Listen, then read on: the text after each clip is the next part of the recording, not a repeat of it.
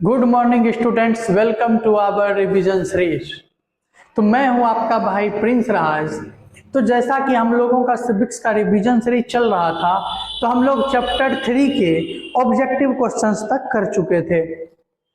तो आज की क्लास में बारी है कि चैप्टर 3 के सब्जेक्टिव क्वेश्चंस को हम देखें और इसको अच्छे से समझ सकें। तो चलिए, अभी थोड़ा सा समय भी समझ रहे हैं कि एग्जाम नजदीक आने वाला है, समय भी ज्यादा नहीं है, तो हम बिना किसी समय को बर्बाद किए हुए अपने पढ़ाई पे ज्यादा से ज्यादा ध्यान देंगे और बातें थोड़ी कम करेंगे। तो चलिए हम देखते हैं कि चैप्टर 3 का जो चैप्टर का नाम था लोकतंत्र में संघर्ष एवं प्रतिस्पर्धा, इससे संबंधित जितने भी ऑब्जेक्टिव प्रश्न थे, सारे ऑब्जेक्टिव प्रश्न हम लोगों ने कर लिए थे। अब अगला जो बारी है, हम करेंगे इस चैप्टर के सब्जेक्टिव प्रश्न के। इस चैप्टर के सब्जेक्टिव प्रश्न को देखते हैं। तो हमारा आज का पहला प्रश्न है कि बिहार में, देखिए पहला प्रश्न क्या है, बिहार में हुए छात्र आंदोलन के प्रमुख कारण क्या थे। प्यारे बच्चों, आपको पता है कि जब देश में इमरजेंसी लगी थी, तो इमरजेंसी लगने से पहले बिहार में एक बहुत बड़ा आंदोलन हुआ था जिसे हम छात्र आंदोलन के नाम से जानते हैं। और उस आंदोलन को लीड करने का श्रेय जननायक कर्पूरी ठाकुर को जाता है। तो क्वेश्चन है कि बिहार में हुए छात्र आंदोलन का प्रमुख कारण क्या था, क्यों बिहार में छात्र आंदोलन हुआ था। तो प्यारे बच्चों, इसके पीछे का प्रमुख कारण इसलिए था कि उस समय भारत में बेरोजगारी की समस्या उत्पन्न हो गई थी, जिसके कारण सब पूरे देश में लोग जो युवा हैं वो बेरोजगार हो चुके थे और रोजगार के मांग के लिए सरकार के खिलाफ आंदोलन किए, और उसी आंदोलन को हम आज छात्र आंदोलन के नाम से जानते हैं। तो देखिए, इसका आंसर हम कुछ इस प्रकार लिखते हैं कि 1971 ईस्वी के आम चुनाव में कांग्रेसी गरीबी हटाओ का नारा देकर सरकार में आई, लेकिन 1971-72 के बाद सामाजिक आर्थिक दशा में कोई सुधार नहीं हुआ। प्यारे बच्चों, कि 1971 का जब आम चुनाव हुआ था, उस समय कांग्रेस ने नारा दिया था कि देश से गरीबी हटाओ का नारा दिया था, जिसके इस चुनाव के कारण, इस नारे के कारण कांग्रेस की सरकार बन गई देश में। 1971-72 के बाद भी जब कांग्रेस सरकार बन गया, फिर भी देश का सामाजिक और आर्थिक सुधार में कोई बदलाव नहीं आया। देश गरीब ही था, लोग बेरोजगार होते जा रहे थे, रोजगार के अवसर कम मिल रहे थे, पूरा अर्थव्यवस्था लड़खड़ा गया था। शरणार्थियों के चलते पूरा अर्थव्यवस्था क्या हो गया था, लड़खड़ा गया था। तो इसी समय 1971 में बांग्लादेश को आजाद कराने के लिए युद्ध लड़ा गया पाकिस्तान से। तो पाकिस्तान, जो बांग्लादेश में लोग थे, वो युद्ध के कारण भारत की ओर आने लगे और भारत की जनसंख्या में इतना ज्यादा वृद्धि हो गया कि यहाँ की जो अर्थव्यवस्था था, भारत का अर्थव्यवस्था, वो लड़खड़ा गया। भारत का अर्थव्यवस्था प्यारे बच्चों लड़खड़ा गया। मानसून की असफलता के कारण कृषि के पैदावार में कमी आई और मानसून उस समय खराब हो गया। जो मानसून के कारण कृषि में जो अनाज था, उसके पैदावार में भी कमी आ गया। एक तो बहुत ज्यादा लोग देश में आ गए, ऊपर से मानसून की खेती भी क्या हो गई थी, खराब हो गई थी।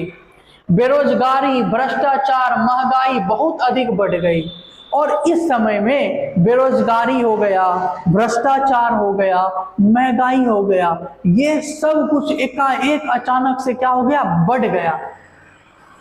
इसी कारण बिहार के छात्रों ने जयप्रकाश नारायण के नेतृत्व में 1974 ईस्वी में छात्र आंदोलन किया और इन्हीं सब कारणों के वजह से बिहार के छात्रों द्वारा 1974 ईस्वी में जयप्रकाश नारायण के नेतृत्व में एक आंदोलन किया गया, जिसे हम लोग छात्र आंदोलन के नाम से जानते हैं। तो इससे हम 2-3 सवाल जानेंगे कि छात्र आंदोलन कब हुआ, तो 1974 ईस्वी में हुआ। छात्र आंदोलन के नेता नेता कौन थे? सॉरी, जयप्रकाश नारायण थे, मिस्टेक से उसमें कर्पूरी ठाकुर बोल दिए। तो छात्र आंदोलन के प्यारे बच्चों नेता कौन थे? तो जयप्रकाश नारायण थे। छात्र आंदोलन के नेता कौन थे? जयप्रकाश नारायण थे, जिसको हम लोग किस नाम से जानते हैं? यही जयप्रकाश नारायण को हम लोग जननायक के नाम से जानते हैं। जननायक बोल लीजिए या लोकनायक बोल लीजिए। जयप्रकाश नारायण को किस नाम से जानते हैं? जननायक या लोकनायक के नाम से जानते हैं। हमारा प्रश्न था क्यों छात्र आंदोलन हुआ था? क्योंकि देश में बेरोजगारी, भ्रष्टाचार, महंगाई की समस्या बढ़ गई थी। इसी कारणवश लोग जो बिहार के छात्र थे वो 1974 ईस्वी में सरकार का विरोध करने के लिए जयप्रकाश नारायण के नेतृत्व में एक आंदोलन करते हैं प्यारे बच्चों। उसी को हम लोग बोलते हैं छात्र आंदोलन। उम्मीद करते होंगे कि ये प्रश्न आपको अच्छे ढंग से समझ में आया होगा। आप इसको अपने तरीके से लिख सकते हैं, ठीक है। अगर आपको समझ में आया तो आप इस प्रश्न को अपने तरीके से लिखिए। जरूरी नहीं है कि जो हम लिख रहे हैं वही उत्तर आपको लिखना है। आप अपने मन से जो समझे उसको लिखिए, तो वो आंसर आपका बहुत ज्यादा अच्छा बनेगा। चलिए नेक्स्ट क्वेश्चन की ओर बढ़ते हैं। अगला क्वेश्चन है कि चिपको आंदोलन के मुख्य उद्देश्य क्या थे? प्यारे बच्चों, चिपको आंदोलन के मुख्य उद्देश्य क्या थे? पहले तो हम जानते हैं ये चिपको आंदोलन था क्या। चिपको आंदोलन पेड़ पौधा को बचाने के लिए उत्तराखंड के गढ़वाल जिले में पेड़ पौधा को बचाने के लिए लोग पेड़ों से चिपक गए थे। तब लोग कहने लगे थे कि पहले मुझे काटो फिर पेड़ काटना। तो यही जो पेड़ पौधे को बचाने के लिए जो आंदोलन हुआ था उसी आंदोलन को चिपको आंदोलन कहते हैं। चिपको आंदोलन का शुरुआत 1970 ईस्वी में, चिपको आंदोलन का शुरुआत 1970 के दशक में उत्तराखंड के टिहरी गढ़वाल जिला से शुरू हुआ। चिपको आंदोलन कहां से शुरू हुआ? उत्तराखंड के टिहरी गढ़वाल जिला से 1970 के दशक में शुरू हुआ।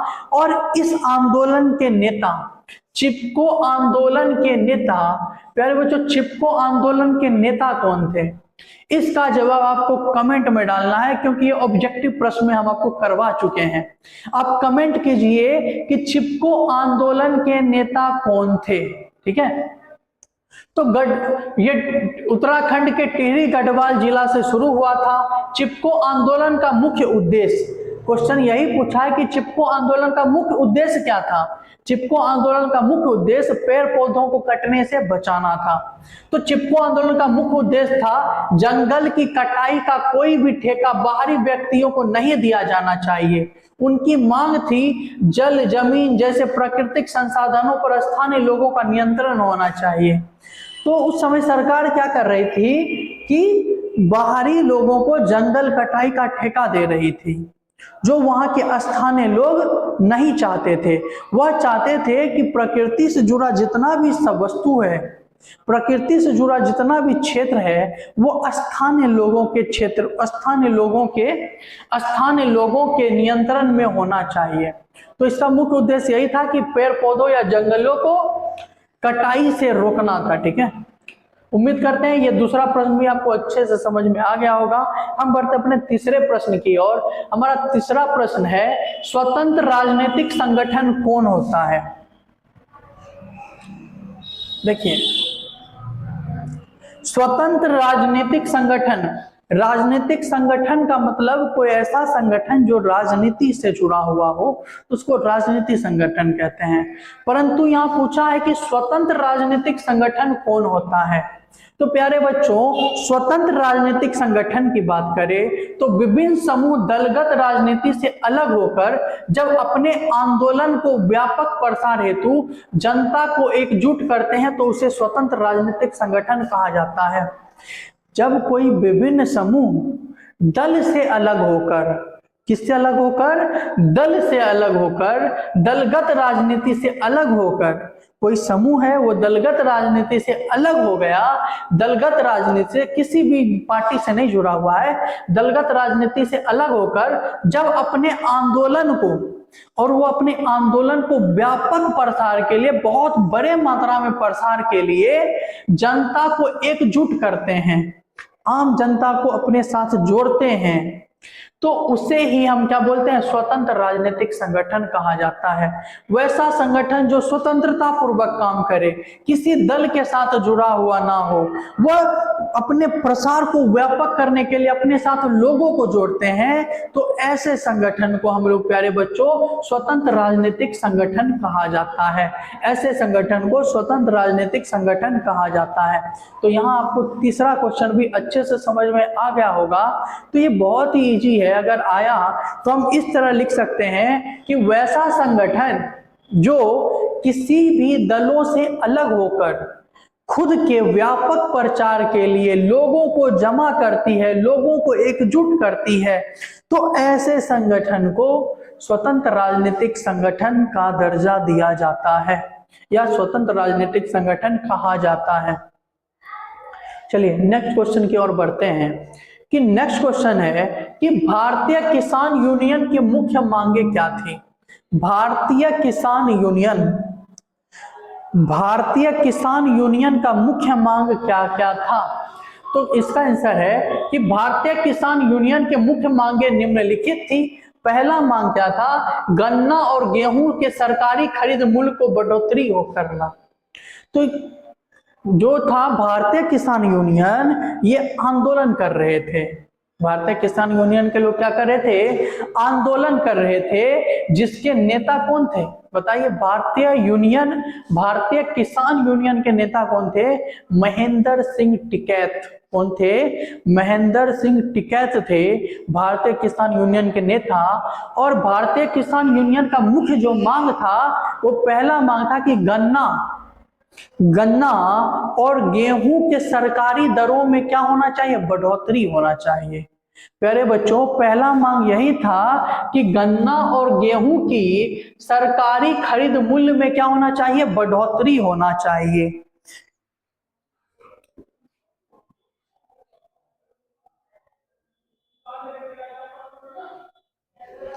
दूसरा का बात करें तो दूसरा मांग क्या था प्यारे बच्चों, कि दूसरा मांग था कि कृषि उत्पाद के अंतरराज्यीय आवाजाही पर पाबंदी को समाप्त करना। जो अगर हम कोई कृषि उत्पाद को एक राज्य से दूसरे राज्य जा रहे हैं लेकर, तो उस आवाजाही पर पाबंदी को समाप्त करना। पहले एक राज्य से दूसरे राज्य पे जाने पर टैक्स ले रहा था या आवाजाही प्रतिबंधित था। तो बोला कि अंतरराज्यीय, किसी देश के अंदर एक राज्य से दूसरे राज्य जब कृषि उत्पाद जाए तो उस पर ना तो टैक्स लगना चाहिए और ना ही उस पर पाबंदी लगना चाहिए, और उसका पाबंदी को क्या कर देना चाहिए, समाप्त कर देना चाहिए। तीसरा था समुचित दर पर बिजली आपूर्ति करना। तो बिजली से क्या कनेक्शन है, तो लोग जो सिंचाई कर रहे थे वो बिजली के माध्यम से कर रहे थे, बिजली के माध्यम से सिंचाई कर रहे थे। तो लोग का कहना था, किसानों का कहना था कि ये जो हमको बिजली मिल रहा है ये कम दर पर मिलना चाहिए, ताकि हम जो उत्पाद करें उसका लागत भी क्या हो, कम हो, और कम लागत में अधिक मुनाफा किसान कमा सके। तो समुचित दर पर बिजली आपूर्ति भी क्या होना चाहिए, कम करना चाहिए। किसानों के कर्ज को माफ करना। अगला मांग था कि किसान के ऊपर जितना भी कर्ज है सब कर्ज को क्या कर दीजिए, माफ कर दीजिए। किसानों के लिए पेंशन योजना का प्रावधान करना। और मांग था कि किसानों के लिए आप पेंशन योजना बनाइए, किसानों को पेंशन दीजिए। ये सब मांग भारतीय किसान यूनियन का था। पहला था कि गेहूं और गन्ने के सरकारी दर में बढ़ोतरी हो। दूसरा था बिजली जो है कम दर में उपलब्ध करवाई जाए। तीसरा था कृषि उत्पाद पर अंतरराज्यीय, किसी राज्य से अंतरराज्यीय जब एक जगह से दूसरी जगह आवाजाही हो उसका प्रतिबंध हटा दिया जाए। किसानों का जो कर्ज था वो माफ कर दिया जाए। किसानों के लिए पेंशन योजना का प्रावधान करना चाहिए, किसानों के लिए पेंशन योजना का प्रावधान करना चाहिए। यह भारतीय किसान यूनियन का मुख्य मांग था। यह सवाल आपको 2015 के एग्जाम में पूछा हुआ है।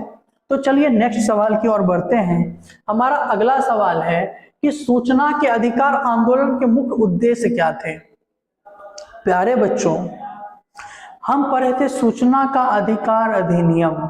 ये जो सूचना का अधिकार अधिनियम था, ये 2005 में कब लागू हुआ था?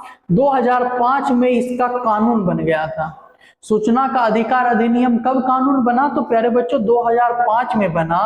और ये 2005 में ऐसे ही कानून नहीं बन गया, इसके पीछे बहुत मेहनत है, इसके पीछे लोगों ने आंदोलन किया। तो सूचना के अधिकार आंदोलन के मुख्य उद्देश्य क्या थे? जो सूचना का अधिकार आंदोलन था उसका मुख्य उद्देश्य क्या था? तो पहले हम आपको बताते चले कि सूचना का अधिकार क्या होता है। अब पहले इसको समझिए। अगर कोई सरकारी काम है तो हम आम लोगों को ये अधिकार है कि हम इस चीज व जो काम हुआ है उसका जानकारी ले सके। बाय एग्जाम्पल मानिए कि आपके सड़क में, आपके गांव में कोई सड़क बना हुआ है और आपको जानना है कि इस सड़क को बनाने में कितना रुपए खर्च हुआ, किस व्यक्ति ने इस सड़क को बनाया, कौन इसका ठेकेदार था। तो ये हमको जानने का क्या है? अधिकार है। तो यही सूचना का अधिकार कहलाएगा। तो सूचना का अधिकार अधिनियम कानून बन गया था 2005 में, ठीक है। तो अब पूछ रहा है कि ये सूचना का जो अधिकार आंदोलन हुआ था, इस आंदोलन का उद्देश्य क्या था? प्यारे बच्चों, अगर हम आंदोलन की बात करें तो आंदोलन 1990 में स्टार्ट हुआ था। सूचना का अधिकार के लिए आंदोलन कब स्टार्ट हुआ? तो 1990 में स्टार्ट हुआ। कहां पे, किस राज्य में? तो राजस्थान में। राजस्थान में कहाँ स्टार्ट हुआ था? तो राजस्थान में स्टार्ट हुआ था। सूचना के अधिकार आंदोलन का शुरुआत कहाँ हुआ था? राजस्थान में हुआ था। देखिए यहां लिखा है, सूचना का अधिकार आंदोलन 1990 में राजस्थान की भीम तहसील जिला में हुआ था। सूचना का अधिकार आंदोलन प्यारे बच्चों कब हुआ था? राजस्थान के भीम तहसील जिला में हुआ था। इसके अंतर्गत ग्रामीणों ने प्रशासन से अपने वेतन एवं भुगतान के बिल उपलब्ध कराने को कहा। अब ये आंदोलन इसीलिए हुआ था क्योंकि वहां जो कर्मचारी काम कर रहे थे राजस्थान में, सरकारी कर्मचारी, उनको लग रहा था कि उनका जो हेड ऑफिस में जो उसके ऊपर का पदाधिकारी है, उनके वेतन में गलती कर रहा है। मतलब सरकार वेतन तो ज्यादा दे रहा है मगर इसको वेतन कम मिल रहा है। तो यहाँ के अधिकारियों ने राजस्थान के भीम तहसील जिला के जो कर्मचारी थे, उन्होंने अपने अधिकारी से, अपने प्रशासन से अपने वेतन का भुगतान का बिल मांगा। वेतन भुगतान का बिल मांगा जो प्रशासनिक अधिकारी देने से मना कर दिए। और यहीं से ये लड़ाई स्टार्ट हुआ और शुरू हुआ सूचना के अधिकार के लिए आंदोलन। तो इस आंदोलन का मुख्य उद्देश्य निम्नलिखित था: सरकार के क्रियाकलाप की जानकारी प्राप्त करना। सरकार जो भी काम कर रही है इस बात की जानकारी जनता को प्राप्त होना चाहिए। इस आंदोलन का मुख्य कारण क्या था कि सरकार के जो भी क्रियाकलाप हैं इसकी जानकारी किसको प्राप्त होना चाहिए? जनता को प्राप्त होना चाहिए। सरकार के क्रियाकलाप पर नियंत्रण रखना। सरकार अगर कोई काम कर रही है वो जनता को मालूम होना चाहिए। सरकारी कर्मचारियों एवं सरकार के कार्यों का सार्वजनिकरण करना। जो भी सरकारी काम है या सरकारी कार्यक्रम है उसका सार्वजनिकरण करना। लोगों को उसके बारे में जानकारी होना चाहिए, इसमें कितना पैसा लगा, क्या लागत लगा। यही हमारा क्या कहलाएगा? सूचना का अधिकार अधिनियम का आंदोलन। और सूचना के अधिकार अधिनियम आंदोलन का उद्देश्य यही था कि सरकार जो भी जानकारी, सरकार जो भी काम कर रही है उस पर नियंत्रण जनता का होना चाहिए। और ये कानून पारित हो गया था 2005 में। चलिए नेक्स्ट क्वेश्चन की ओर बढ़ते हैं। राजनीतिक दल की परिभाषा दे।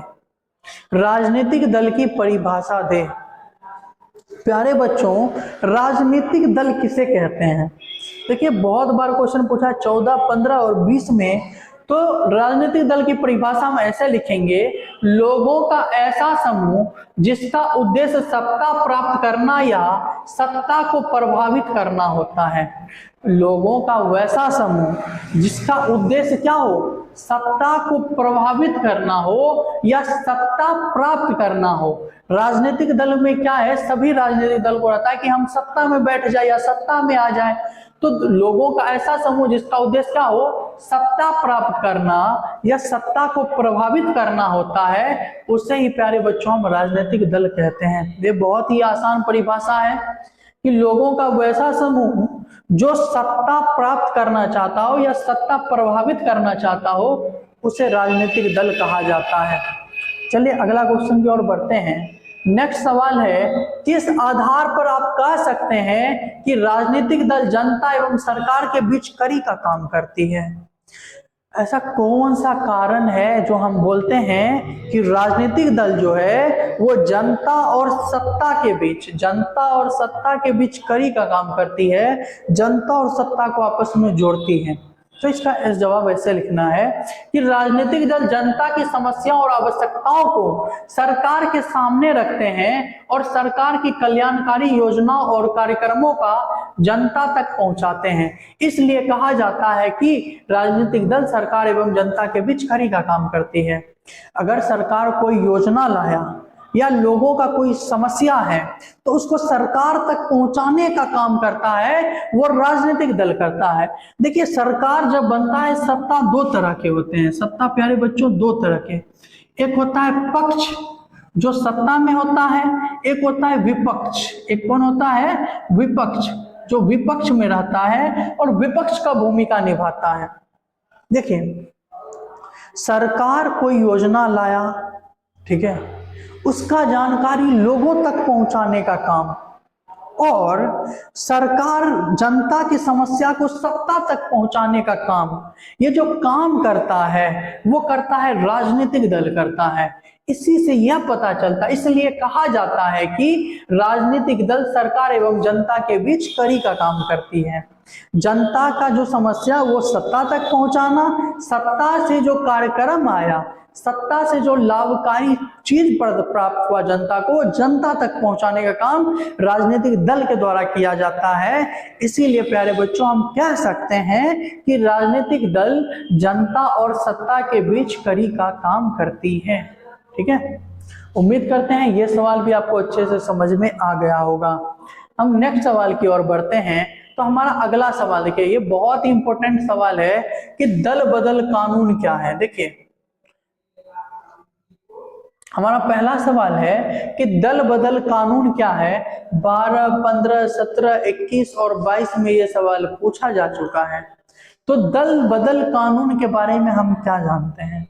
देखिए जब कोई सांसद या विधायक, ठीक है, जब कोई सांसद या विधायक चुनाव जीतने के बाद अपना पार्टी ही बदल ले, चुनाव जीतने के बाद क्या कर ले, अपना पार्टी बदल ले, तो यही कहलाता है दल बदल। जैसे अभी बिहार में इलेक्शन हुआ, ठीक है, मानिए नीतीश कुमार है, ठीक है, और नीतीश कुमार चुनाव जीत गए। नीतीश कुमार के पार्टी का ही एक व्यक्ति था, वो चुनाव जीतने के बाद चला गया आरजेडी में। जब चुनाव जीतने के बाद आरजेडी में जाएगा तो यही क्या कहलाएगा, दल बदल कहलाएगा। देखिए जब कोई सांसद या विधायक किसी पार्टी के चुनाव चिन्ह पर चुनाव लड़ते हैं, जब कोई, देखिए ये दल बदल कानून दो ही लोगों पर लागू होता है, विधायक और सांसद पर। जब कोई पार्टी के विधायक या सांसद किसी पार्टी के चुनाव चिन्ह पर चुनाव लड़ते हैं और चुनाव जीतने के बाद दूसरे पार्टी में चले जाते हैं और चुनाव जीता, वो निकल लिया दूसरे पार्टी में, दूसरे पार्टी को सपोर्ट करने के लिए, उसे राजनीतिक दल बदल कहा जाता है। और इसी को प्यारे बच्चों हम लोग इसी चीज को क्या बोलते हैं, राजनीतिक दल बदल बोलते हैं। दल बदल को रोकने के लिए 52वें संविधान संशोधन द्वारा 1985 ईस्वी में कानून बनाया गया जिसे दल बदल कानून कहा जाता है। देखिए और यही दल बदल को रोकने के लिए 52वें संविधान संशोधन के द्वारा 1985 ईस्वी में 52वें संविधान संशोधन के द्वारा 1985 ईस्वी में एक कानून बनाया गया। दल बदल को रोकने के लिए 52वें संविधान संशोधन के द्वारा 1985 ईस्वी में एक कानून बनाया गया और उसी कानून को प्यारे बच्चों हम दल बदल कानून कहते हैं। उम्मीद करते हैं आपको यह प्रश्न अच्छे से समझ में आया होगा और ये देख लीजिए बहुत ज्यादा इंपॉर्टेंट सवाल है, इसको आपको अच्छे से याद कर लेना है। दल बदल कानून का बात करें, दल बदल कानून का बात करें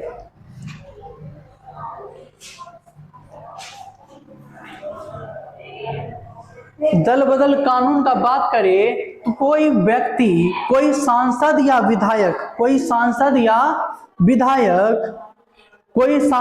विधायक किसी पार्टी के चुनाव चिन्ह पर चुनाव लड़ लेते हैं और बाद में चुनाव जीतने के बाद अपना पार्टी ही बदल देते हैं, तो इसको दल बदल कहते हैं। और इसी दल बदल को रोकने के लिए 52वें संविधान संशोधन के द्वारा 1985 ईस्वी में एक कानून बनाया गया और इसी कानून को प्यारे बच्चों दल बदल कानून कहा जाता है। चलिए अगला सवाल है, राष्ट्रीय राजनीतिक दल किसे कहते हैं? सवाल क्या है प्यारे बच्चों कि राष्ट्रीय राजनीतिक दल किसे कहते हैं? वैसा राजनीतिक दल जिसका अस्तित्व पूरे देश में होता है उसे राष्ट्रीय राजनीतिक दल कहा जाता है। वैसा पार्टी जिसका अस्तित्व पूरे देश में हो उसको हम लोग राष्ट्रीय राजनीतिक दल कहते हैं। जैसे अभी बीजेपी का बात करते हैं, भारतीय जनता पार्टी एक ऐसी पार्टी है जो बिहार के हर एक राज्य में चुनाव लड़ती है, हर एक राज्य में उस पार्टी का कोई ना कोई व्यक्ति है। तो बिहार वैसा पूरे देश में होता है तो उसे हम लोग राष्ट्रीय राजनीतिक दल कहते हैं। वर्तमान में राष्ट्रीय राजनीतिक दलों की संख्या 6 है और अभी वर्तमान में भारत में कुल 6 राष्ट्रीय राजनीतिक दल हैं। भारत में कितने राष्ट्रीय राजनीतिक दल हैं प्यारे बच्चों? 6 राष्ट्रीय राजनीतिक दल हैं। नेक्स्ट सवाल की ओर बढ़ते हैं। हमारा अगला सवाल है, राजनीतिक दलों की प्रमुख चुनौतियां का उल्लेख करें। राजनीतिक दल का प्रमुख चुनौती क्या है? राजनीतिक दल अपने समय में क्या क्या चुनौती अपने सामने देखते हैं? तो राजनीतिक दलों के लिए प्रमुख चुनौतियां निम्नलिखित हैं। तो पहला है आंतरिक लोकतंत्र की कमी। लोकतंत्र राजनीतिक दलों के सामने पहला ही चुनौती क्या आता है कि आंतरिक लोकतंत्र में कमी आ जाता है। राजनीतिक दलों में आंतरिक लोकतंत्र की कमी होती जा रही है। दल के सभी सदस्य निर्णय में भाग नहीं लेते हैं। दल में ही जब कोई दल बना, कोई पार्टी का दल बना, उसमें अलग अलग समुदाय के लोग हिस्सा बनते हैं, ठीक है। मगर अभी क्या देखने को मिलता है कि उस दल में ही लोकतंत्र की कमी है। लोग अकेले अकेले निर्णय लेते हैं, सबसे पूछते भी नहीं है, तो इसी को बोलते हैं आंतरिक लोकतंत्र में कमी। अगला है नेतृत्व का संकट। राजनीतिक दलों में नेतृत्व का संकट एक प्रमुख चुनौती है। पार्टी के प्रमुख के मृत्यु के बाद इस्तीफे और संकट आती है। देखिए, जब नेतृत्व का संकट मतलब उस पार्टी का नेतृत्व कौन करेगा।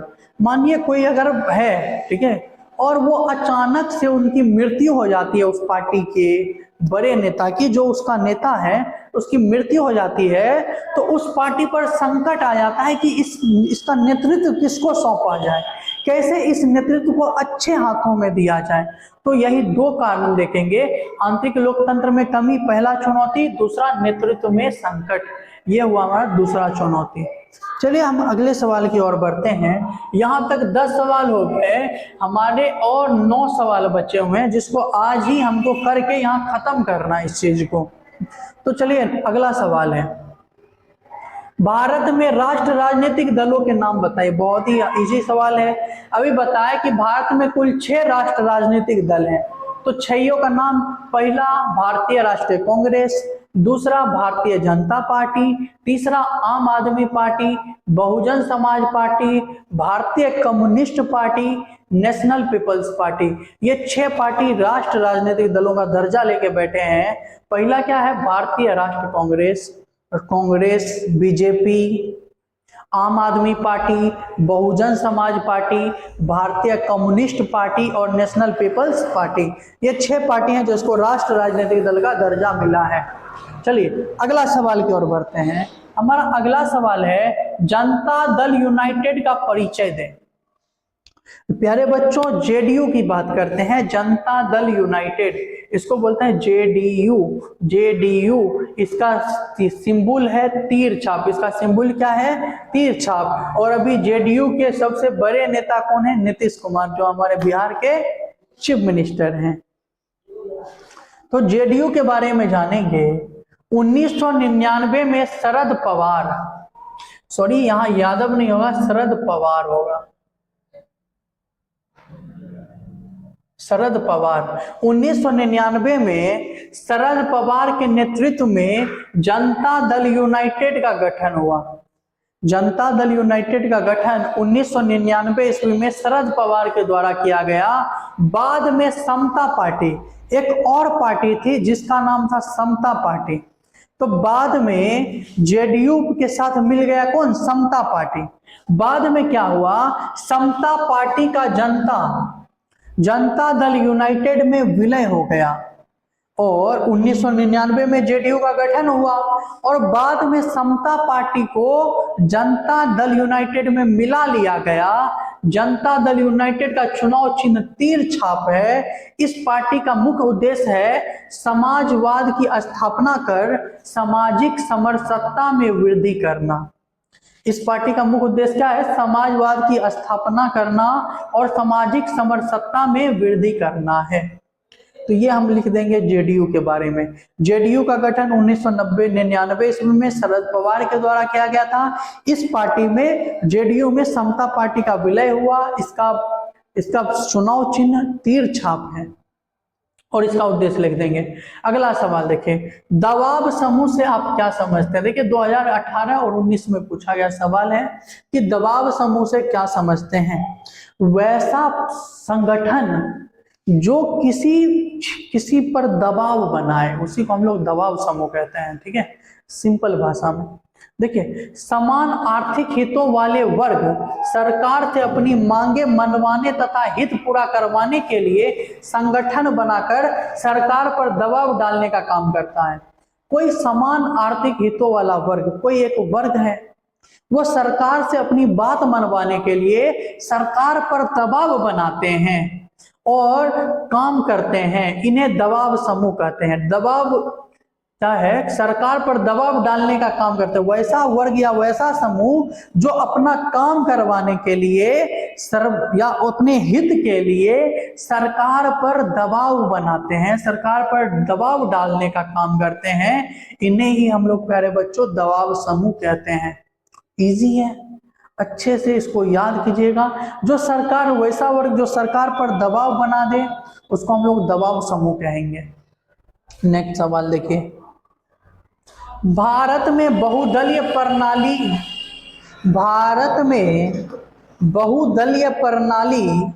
देखिए भारत में बहुदलीय प्रणाली की क्यों, भारत में बहुदल प्रणाली ही, यहां पे ही होगा प्यारे बच्चों, भारत में बहुदल प्रणाली ही क्यों अपनाया गया? क्यों भारत में बहुदलीय प्रणाली अपनाया? क्यों द्विदलीय एक दलीय प्रणाली हम लोग नहीं अपनाए? जहां जिस देश में कोई एक दल हो तो एक दलीय प्रणाली, 2 दल हो तो द्विदलीय प्रणाली, 2 से अधिक दल हो तो बहुदलीय प्रणाली कहते हैं। तो भारत में कैसा है? बहुदलीय प्रणाली है। तो पूछ रहा है भारत में बहुदलीय प्रणाली को क्यों अपनाया गया? तो भारत एक विशाल और विविधता वाला देश है। भारत कैसा देश है? ये विशाल है और विविधता वाला देश है। यहाँ अनेक धर्मों के लोग साथ रहते हैं, अनेक भाषा बोलने वाले लोग रहते हैं, अनेक जाति अनेक संस्कृति के लोग यहाँ पे साथ में रहते हैं। समाज के सभी वर्ग के लोगों को सत्ता में भागीदारी मिले, इसलिए भारत में बहुदलीय प्रणाली को अपनाया गया। समाज में सभी लोगों को सत्ता में बराबर हिस्सेदारी दिया जा सके, क्योंकि यहाँ तो विविधता है, यहाँ के भाषा में विविधता है, संस्कृति में विविधता है, धर्म में विविधता है, जाति में विविधता है। तो हम सबको कैसे ला सकते हैं? अगर कोई 2 दल बना देंगे तो वो सब नहीं आ सकता है। ठीक है। तो इसीलिए हम लोग क्या अपनाए, बहुदलीय प्रणाली अपनाए थे। तो इसका भी आंसर बहुत इजी है, अच्छे से समझिए और अपने मन से लिखिए। अगर आप ये क्वेश्चन को याद, ये आंसर को याद करते, ये भी गलत नहीं है, बट अगर जो चीज आप अपने मन से लिखिएगा ना प्यारे बच्चों, उसमें जो फील होगा आपका, वो आपको समझ आने का तरीका, वो आपका पूरा चेंज हो जाएगा। इसीलिए जब भी कोशिश प्रयास कीजिए कि आप मेरे बातों को सुनिए समझिए, मगर जब आंसर लिखने बैठिए ना, वो खुद का वर्ड होना चाहिए, खुद जो इस चीज के बारे में सीखे उस वो वर्ड होना चाहिए, तो वो आंसर पढ़ने में भी बहुत मजा आएगा। ठीक है, चलिए अगला सवाल की ओर बढ़ते हैं। नेक्स्ट क्वेश्चन है, लोकतंत्र में विपक्षी दल की क्या उपयोगिता है? अभी बताएं कि लोकतंत्र में दो दल होते हैं, लोकतंत्र में सत्ता दो भागों में होती है। एक होता है पक्ष जो सत्ता का संचालन करती है, एक होता है विपक्ष जो सरकार पर देखरेख करती है या सरकार का विरोध करती है। तो विपक्ष का क्या काम है, क्या उपयोगिता है? तो लोकतंत्र में विपक्ष का महत्वपूर्ण भूमिका होता है।